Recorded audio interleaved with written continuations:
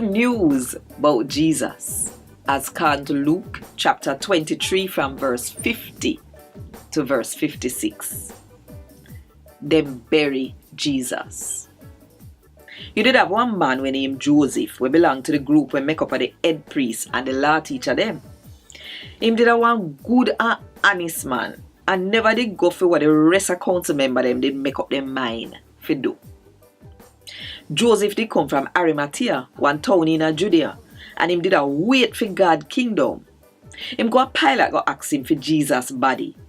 Him take down Jesus' body and wrap it up in a linen cloth and put him in a one tomb where dig in a one rock where nobody never bury in a yet. I did the day when the Jew them would have get things ready for the Sabbath when it bout for start. The woman them we come with Jesus from Galilee follow Joseph and see the tomb and how Jesus' body they put on in it. Then them go in yard go look about spice and perfume.